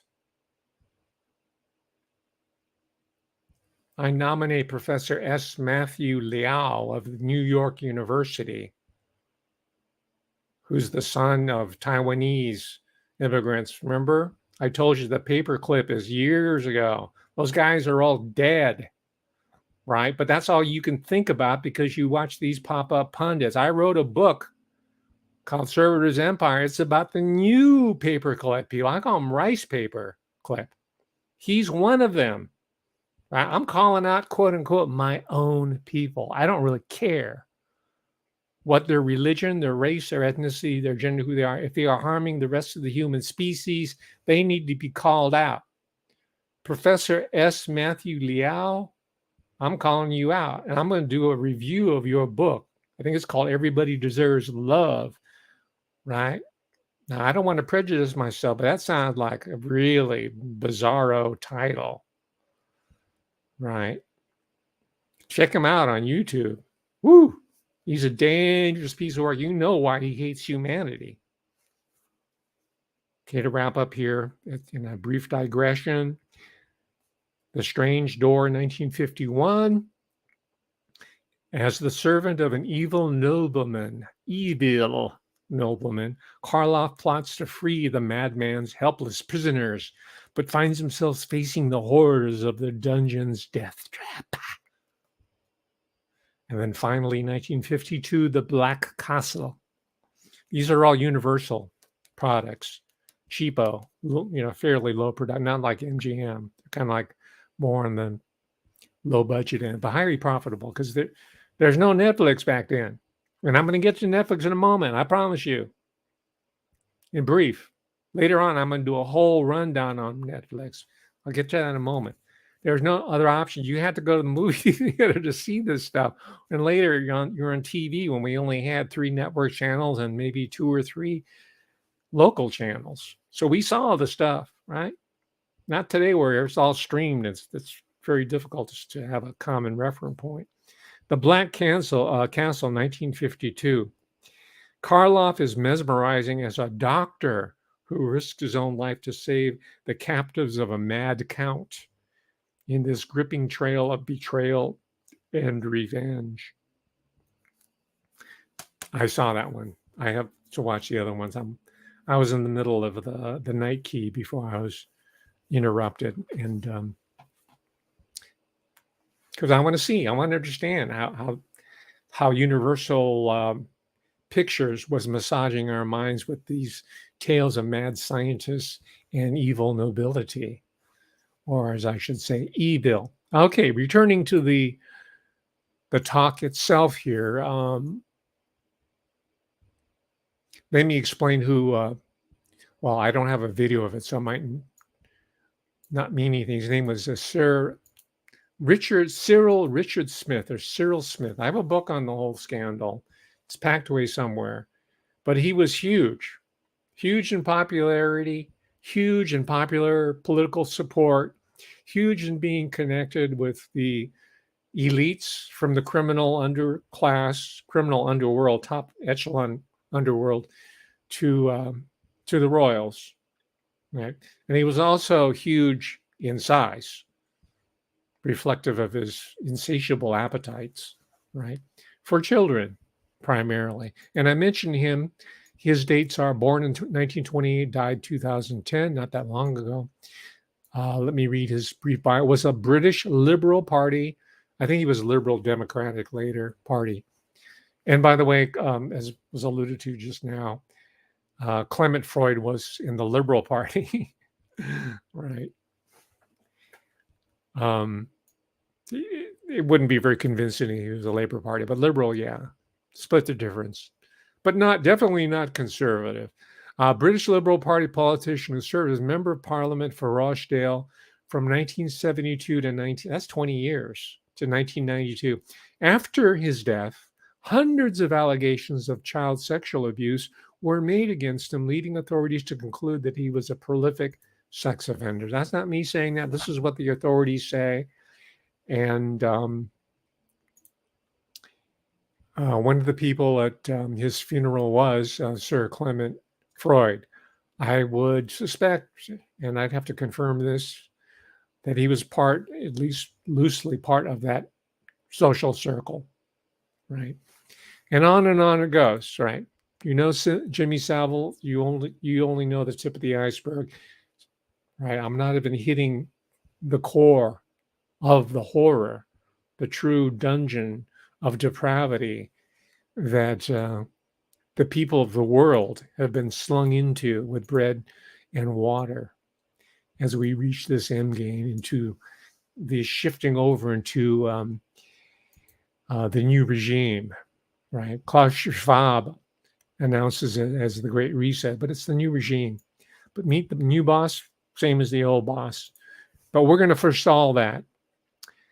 Political revolutions, human revolutions, spiritual revolutions do happen periodically in human societies, not just in the U.S., the English-speaking world, but all over, right?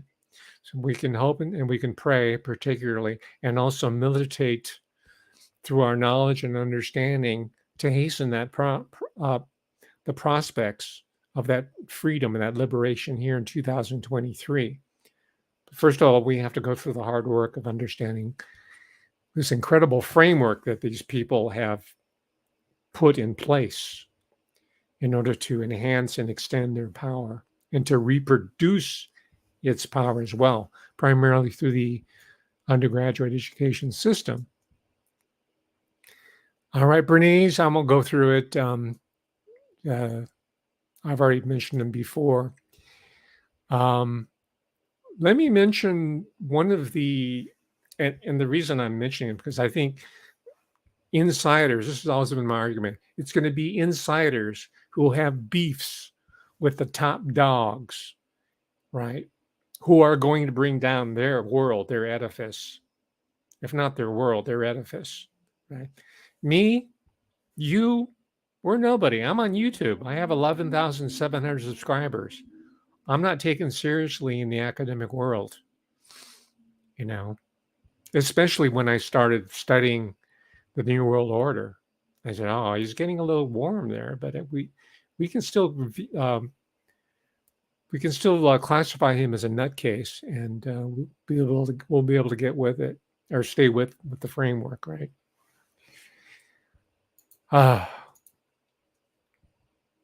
It's not going to work out for them in the long run. Okay, so to conclude my thought, or to complete my thought, it's going to be people like someone you've never heard who's going to bring down the remnants of this psychology establishment, this therapeutic establishment that is warping and twisting your children, your grandchildren, by coming up with curricula and academic, pseudoscientific, mostly fraudulent papers, right? Just like the president of Stanford recently had to resign. He's a so-called neuroscientist, Marcel, I forgot his last name, French-Canadian president. By the way, he comes out of Genentech. That should be a red flag right there. Brought down by an 18-year-old freshman writing for the Stanford Daily. All right. Gotta love it. David brings down Goliath. And the trustees of the corporation, whatever the ruling body calls them, they acted on it fairly quickly. All right.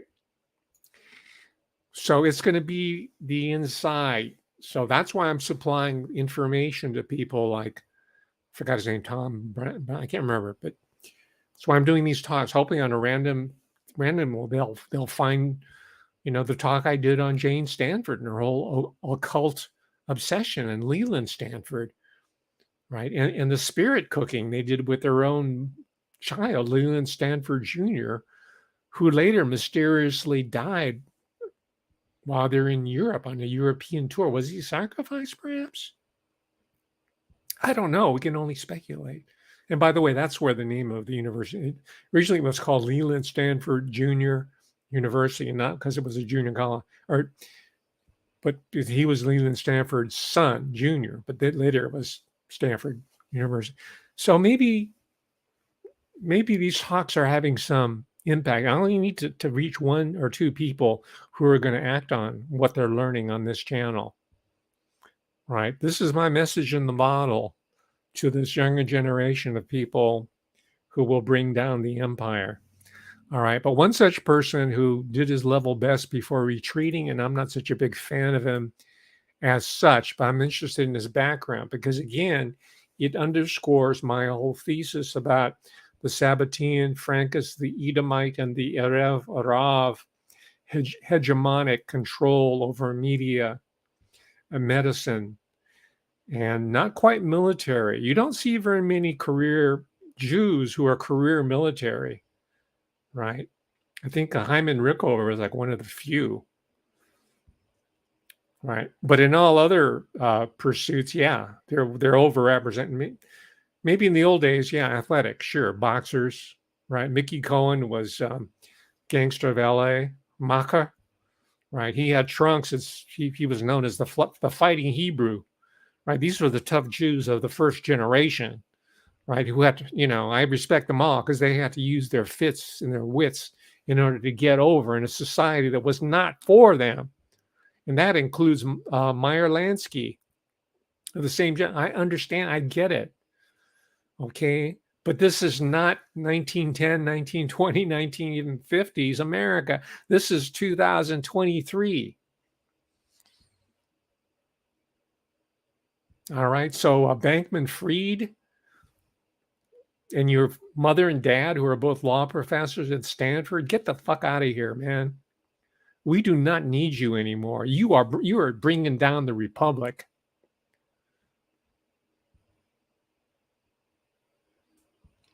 And I don't want to make it personal because I think you're like on the spectrum or something, but I don't really know. And probably you're just a front for somebody. Right. But this regime is over. This regime is gone. Right. Because we got you dead to rights. I'm breaking it down right here. After 2.5 years, the pieces are beginning to form into a larger picture. Right. That even a moron can pick up on. That's not my regular viewers, by the way. I mean, I'm talking about the people who are watching Louder Than Crowder, the 5 million dumbasses who have or watching Joe Rogan who have a deficit of testosterone, right? You might accidentally have stumbled upon this channel. I'd really like to see you prevail and survive in life. I'm looking ahead to the future, but you're not going to get anywhere if you just sit around watching Louder and Crowder and Joe Rogan because you're low testosterone and you're an incel and you're just laughing your ass off and playing video games at the same time. Right? At the same time, the enemy's running off with your future. Right? So get with it. You'll find yourself. You will be fulfilled as a human being. Right? You've been sidelined. You don't realize it. You think it's just fun. And you don't want to be scolded by older people, right? You want to just deal with your little cohort, right? Between a really narrow gauge age range, because you got nothing to learn from anybody else. You're self-contained. Netflix made sure of that. Anyway, I'm sorry. I'm for pounding on the people who are louder than Crowder, and Alex Jones, moronic level material and quote unquote humor. Right? They're a drag. They're supposedly independent, supposedly conservative, but they're a drag on us as a political movement. Right? And we need the energy that they're tapping off in the form of these bright young people, men and women, who think it's cool. Right? Think it's cool. Yeah. Elon Musk goes on Joe Rogan and smokes a doobie. Oh, wow. Yeah. SpaceX. It's bad news. Bad. Rav. Edomite. All over the place. Elon Musk. Alex Jones is a big fan of Elon Musk. Yeah. Okay. He's not the only one. It's just one of the more prominent people that's allowing the shaft job to take place here. Okay, so let me talk a little bit about Netflix. Okay, I originally was looking at Mark Randolph. That's how he goes by professionally. Mark, M-A-R-C, by the way. Mark Randolph, right? So I look him up, and he conveniently leaves out his middle name. Right? This is the co-founder of Netflix, which, by the way, is going to stop sending out DVDs by the end of September. What am I going to do? I am a Netflix subscriber. I have 3 out at a time for DVDs. Right. We're no longer going to have CDs are probably going to be gone too. It's all going to be streamed, and you're not going to be able to have any tangible cultural capital anymore. Right. And the spigot's going to turn off or on. That's why they call it streaming. Right. They dam it up. You go to Germany and see where all the Schloss are, the castles. They're always where, the streams are and the rivers, convenient places, so they can stop you and take their cut of your action, right? It's called taxation, right? It's old. It's an old system.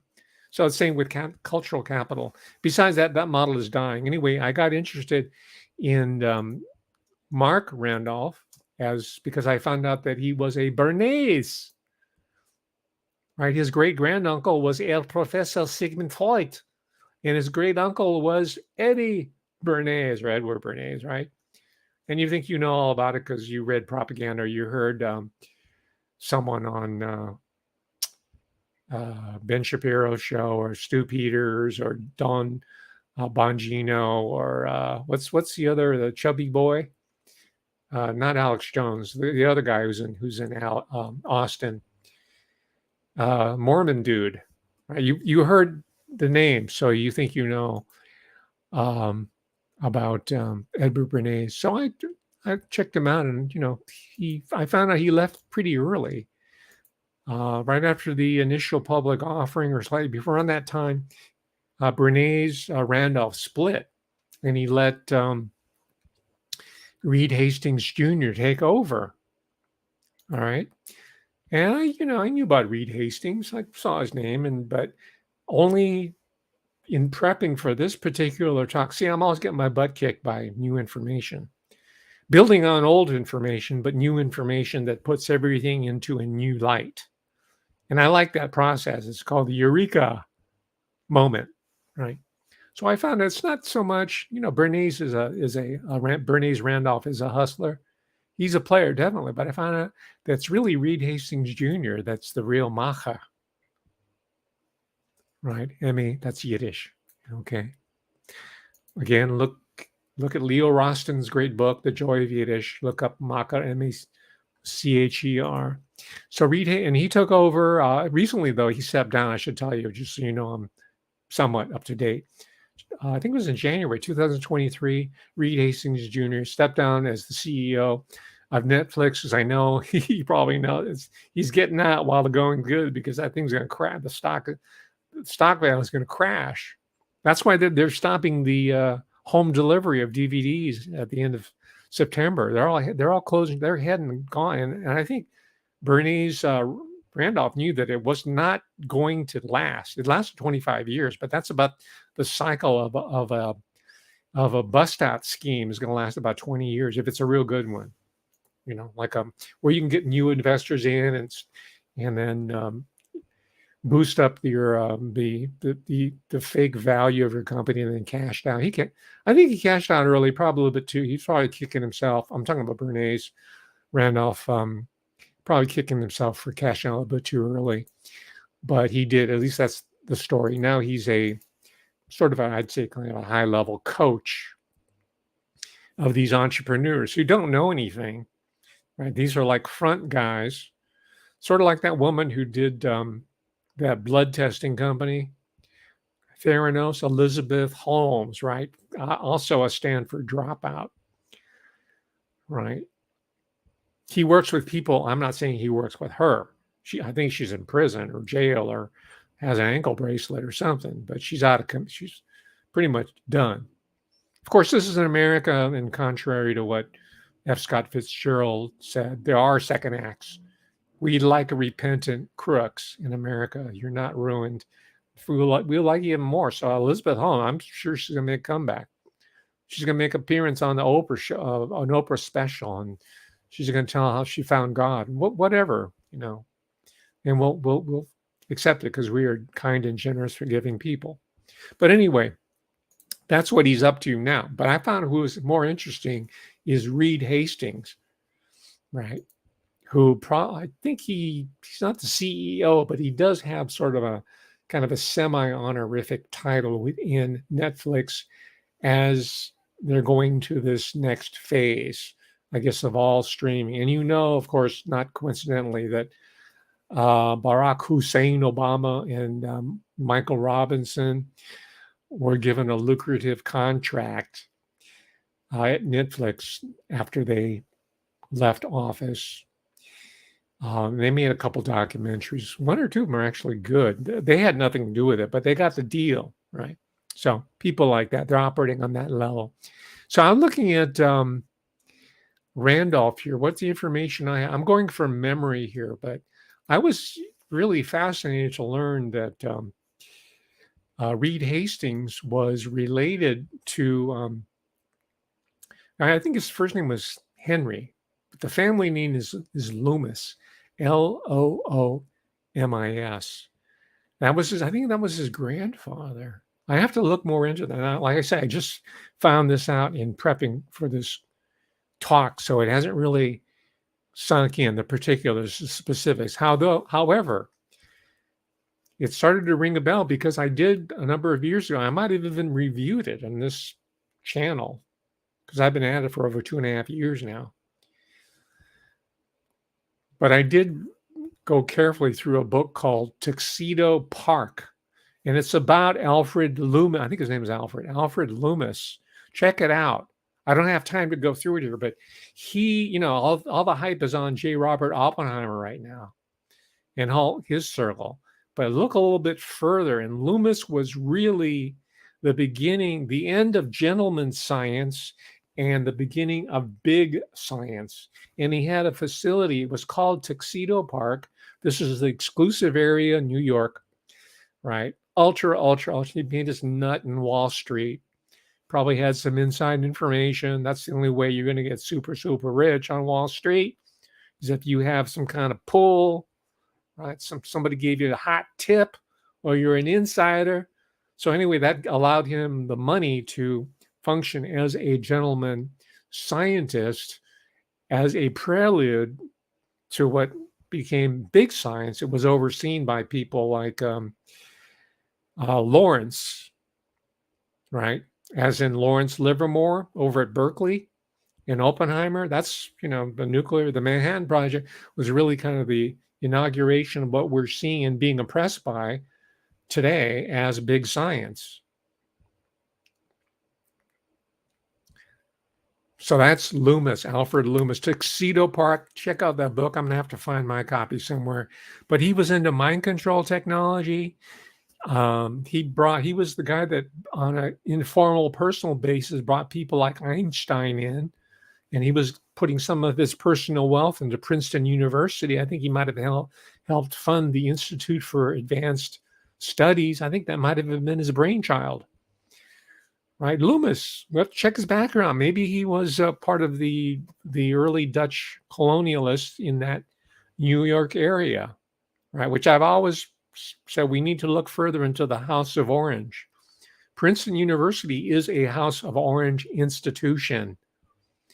This is why F. Scott Fitzgerald was trying to figure out how he couldn't fit in. He was part of the, I think St. Louis petty bourgeoisie class came to Princeton and couldn't really figure out, all these rich kids he was around there because these are all like Dutch East Indies descendants, wealthy. I mean, Loomis might have been part of that, but he had a close relation to Princeton University. The Orange Men, that's the House of Orange, right? Because people talk about all these other, these other family lines, but the Dutch and the British East Indies people and the universities that they founded and funded go neglected. Another one, as I mentioned, also are those institutions that are Huguenot. And by the way, Mary Pinchot Meyer, right? Because someone was interested, they wanted me to do a talk on her. I refer you to Peter Janney's talks on TubeU or read the book. He can represent his own book far better than I can, right? Fine, it's great you found out that story. Read it. Good, I encourage you to do it. but I'm not the one to do it. And I usually don't go take requests either. All right. But the point I'm trying to make is that Mary, the Pinchot part, is a Huguenot name, and she was highly placed. She was the one supposedly turned on JFK. They were lovers. They were even, I've read the books, not just Peter Janney's book, but other, Kennedy assassination books and about the Washington Post and, the Graham family, Phil Graham, all those people. And, Jackie Onassis now, later on, but Jackie Bouvier Kennedy were not a happy couple. In fact, Joseph P. had to give her $1 million so she wouldn't divorce him because his political career would have been ruined. Back then, if you got divorced, you're not going to make it in the political realm. It was like a huge stigma against it. So he had to bribe. This is what I read. But JFK was so in love with Mary Pinchot, he was going to throw that over and he was going to go with her. But anyway, she's Huguenot. It's just so. These are all power centers in America that we need to understand so that we can free ourselves from the bondage that these people have tricked us into, really, with our consent. See, all this is consensual. That's what the whole idea of revelation of the method is that you and me, or you and I, or to get both of us, right? We peasants, right? The people who are not in the club, right, as George Carlin called it, the great Irish American George Carlin comedic mind. Man, where would we be politically without the late George Carlin? My gosh, right? That's what we need to look at. These are the power centers, the true power centers. Okay, I don't know where I was going with that particular thought, because I wanted to finish off with my larger argument about insiders destroying inside. We're going to push from the outside, but it's really the infighting, the civil wars that will bring these people down, right? So some of them at the lower levels, they'll roll over on the people at the top. Some of the other ones will start ratting on each. I don't know if Ghislaine Maxwell is ever going to give it up, if she really is in prison. It looks like Jeffrey Epstein was threatening to do so, which might be one of the reasons why he was dispatched, right? We know that even at the very top, Sir Robert Maxwell, another knight, right? Another Edomite knight from the same regions, by the way, geopolitical regions and background as the Freud family and all the different, right? It comes from a very specific geopolitical region, Habsburg territory, right? They got rid of him. They pushed him off his own ship because he's starting to talk, starting to roll over on people. So that's what I'm saying is going to be happening right now. It is happening right now. It's not being publicized.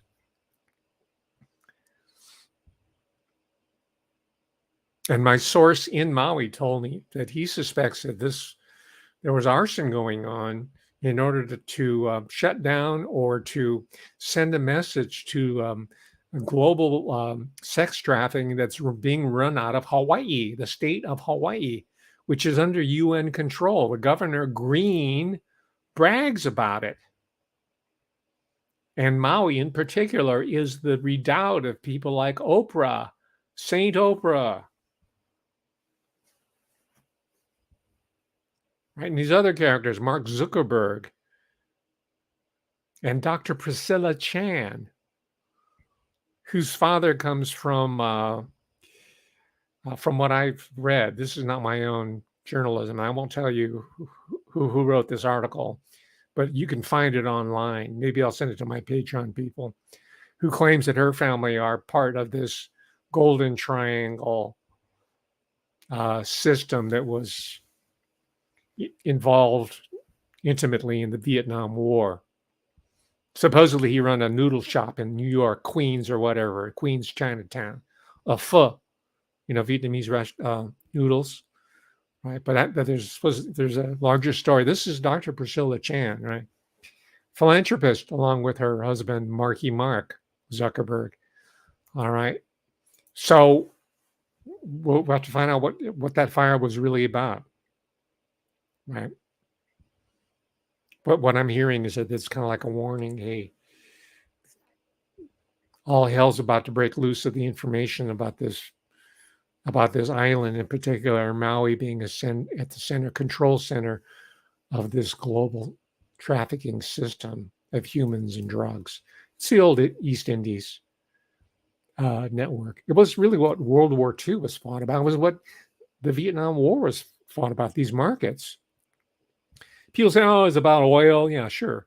And rubber, plantain. We're talking about Japan Imperial. Oh, they wanted the rubber. They wanted... No, they wanted in on the French colonial opium trade. Don't fool yourself. Right. And yeah, I gave a talk on Hiroshima, Nagasaki, and all that. But it doesn't mean that the Japanese elite are victims. Far from it. Right. They're the ones who got the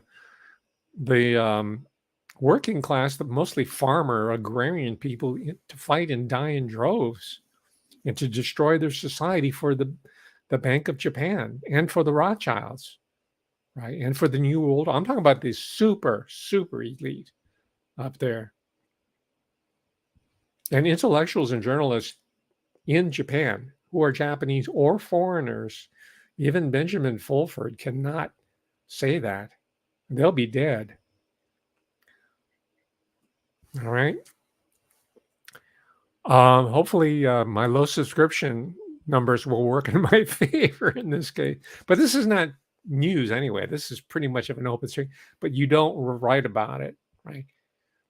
You do not tell the family secrets, reveal the family jewels. Okay, let's, as we wind down here, let's look at another video here. I think we can squeeze another one in here I can comment on. He was one of the Liberal Party's most senior MPs and a leading figure in national politics. But Cyril Smith was a serial paedophile who abused dozens of young boys and was never prosecuted. Tonight, new evidence has emerged revealing how MI5 and Special Branch buried his crimes. An investigation for Channel 4's Dispatches programme tonight has uncovered a police file which accuses him of a sordid series of indecent episodes with young boys. It was handed to prosecutors, but then hidden and locked away for more than 4 decades. Smith. Okay, you get the gist of it. You probably don't care about Cyril Smith. There have been tons of material, if you are interested, on it, both academic literature and journalistic reportage. If you're interested, I just wanted to show you we're not dealing with a one-off situation, that is isolated cases. We're dealing with a system, and it's a system of control that is now crumbling from within by their own doing, and also that of independent reporters and dissenters who have kind of hinted where we should be looking at. Okay, I will conclude with, because you're probably still wondering, and I didn't make this clear, I apologize, why Clement Freud's portrait was juxtaposed with that of Madeleine McCann. I'm sure you recognized her, right? And her disappearance is, God, it's 2007. That's a long, I thought, it's still fresh in my mind. So I'm not going to show any of the videos of the family, the couple. I can't bear looking at them anymore. And that's not a comment on their guilt or innocence or whatever. Right. I don't want to jump into that argument. There's all kinds of wankers out there who are making these so-called expert opinion. I'm not going to, that's not my point here. What is my point? The point is, for putting those two photos together is, and I'll conclude here, is that the McCanns, both medical doctors, Jerry McCann and Kate, she went professionally by Healy. She wasn't Kate McCann until this happened, because she had her own independent professional identity, right, apart from Gerald McCann. They were both highly accomplished people. If you want to read their early history, you can buy this book used, right? That's what I did. Thank you again, Patreon people, right? But what's really bizarre. And this is something that I learned because, like everybody else, I was following the case when it broke in 2007. It became an international cause celeb. Where is Madeline? Right. Especially, I can just say the English-speaking countries. I don't know what it was like, in the rest of the world non-speaking, but definitely in America, we knew about it. They were on Oprah Winfrey, you name it, American TV, British TV. They were in Dutch TV, French. They did a lot of camera appearances. I don't know how they go through it, and I'm not going to speculate as to why they would want to subject themselves to such efforts. But what I do want to stress is the fact, by their own admission, is that this man here, Sir Clement Freud, who has a record of sexual abuse, multifold, not just the 2 or 3 that originally came out and publicized their abuse at his hands, but now it's turning up. The numbers are mounting. Right. He had a home at their vacation spot in Portugal. It's called Praia de Luz. But he so happens he had a home there on a state. By this time, Clement Freud was a media celebrity and had tons of money, and he was untouchable. He got elected to the parliament, right? The member of parliament, right? But it just so happened, and I'm not implying anything unseemly, untoward, or even criminal. So happened he had a home there at Praia de Luz, and where the McCanns were vacationing with their 3 children. Madeline, who was 3 when she was abducted in 2007, and 2 younger twins. By the way, all 3 of them, for what it's worth, were conceived through IVF, in vitro fertilization, which I didn't know until they talked about this. Right. But what I do know is from their own writing here, this is Kate McCann's book. It has only her name on it, not that of Dr. Gerald McCann. Says they received a letter in July. I don't know what the year is to look, but probably early on. It said, I'll read you the letter. It says, "Dear McCanns, I have a house in PDL, which stands for Praia da Luz, been ashamed of the intrusion to your lives by our media. And if you would care to come to lunch or dinner at any time before Wednesday next, do ring and let me know. I cook decent meals. Sincerely, Clement Freud." Right. He has that arch sense of humor. I cook decent meals. Well, he made his bones by starting restaurants where all these wealthy, connected people would go. And he made good money in it. Right. I don't know if it was legit money. I don't know if it was laundry money, laundry. I don't know. That's not the point here. So when he says, I cook decent meals, he's like playing down in that sort of English reserved self-effacement, right, that we so love. I cook decent meals. But he invites them over. So it says here, this is Kate again, right? She says, "I'm embarrassed to admit that Jerry and I thought this letter was a hoax. More embarrassing still, while we were vaguely aware of Sir Clement, we had to have our memories refreshed by Sandy and just these are people. Mind you, he wore many hats: humorist, MP, gourmet, gambler, press columnist, advertiser of dog food, radio and TV personality, that he was hard to pin down. But you know what? They accepted the dinner invitation, the lunch, the meal. They drank more than once, I think. They had a grand time, and she records this. Wow. I don't know about you and me, but that raises some red flags there, especially when you know the brother of Lucian Freud, the painter guy who fathered all these children, and all this whole circle were involved systemically. And there was a network of these people who were I'll use their term in Britain. It's called sexual interference. We call it sex abuse. They call it sexual interference. Who at minimum were involved with sexual interference of minors, or might have been involved in a larger scale network, right? I don't know. I'm not implying anything. I'm just going with what I have come across in this book. It's not my autobiography, it's hers.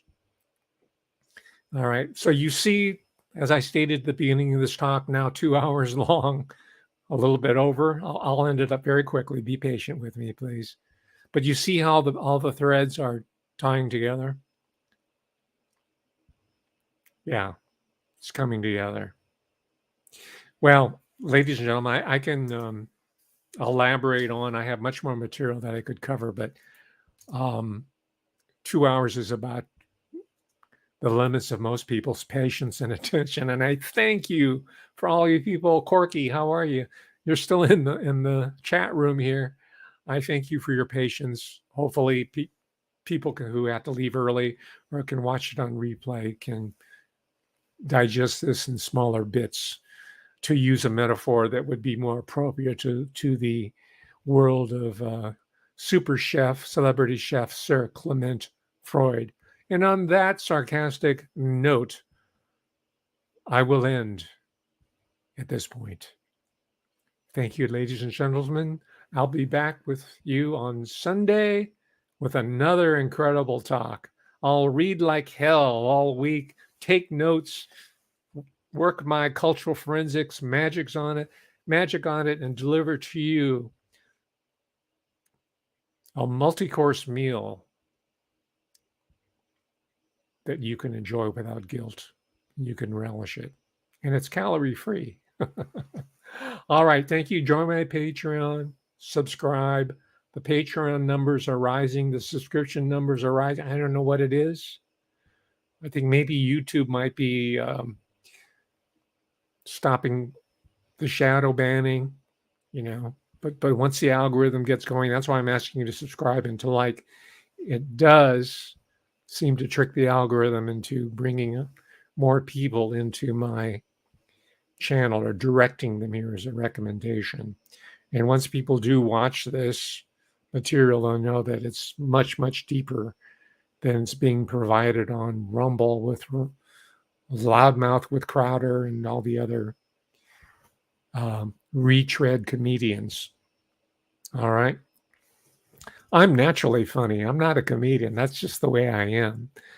I'm just full of fun and games. All right, ladies and gentlemen, unlike Clement Freud, I will leave you with a smile. All right, not with the snake eyes. Oh my gosh, she's got a cold reptilian stare. I will leave you with a smile. Thank you. Good night. Good evening. Cheers.